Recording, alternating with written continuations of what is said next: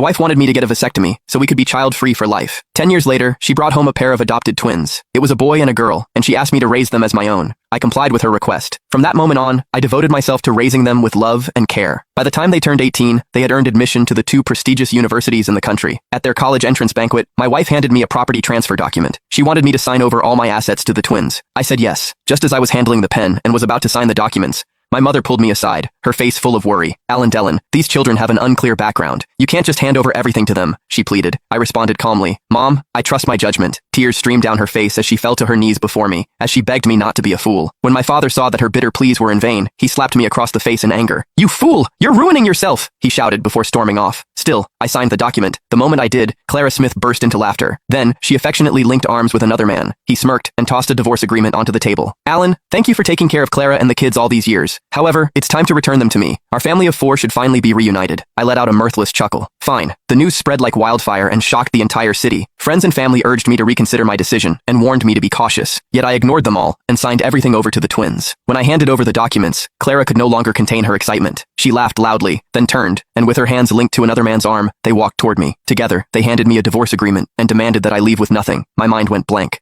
I stared at her in disbelief, a sharp pain stabbing through my heart because I had just been betrayed by the person that I trusted the most. Now, as I stared at the divorce papers, my eyes burned with rage. I bellowed at them as my voice shook with fury. Clara, are you telling me you have been with Sean Lamar behind my back all this time? Sean was one of my employees. Sean smiled calmly. Alan, don't be upset.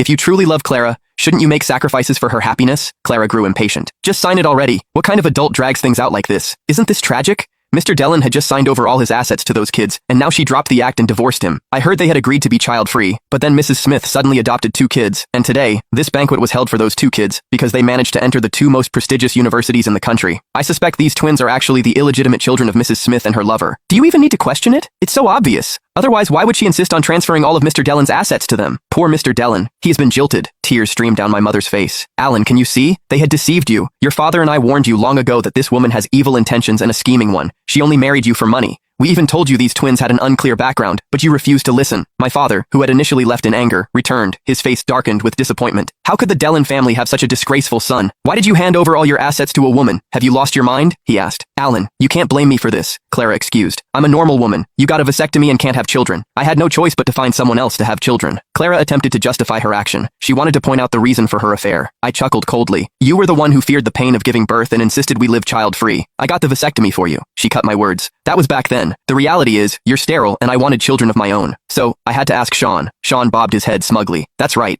Can a man who is sterile still be called a man? Sounds more like a eunuch to me. Laughter erupted throughout the banquet hall.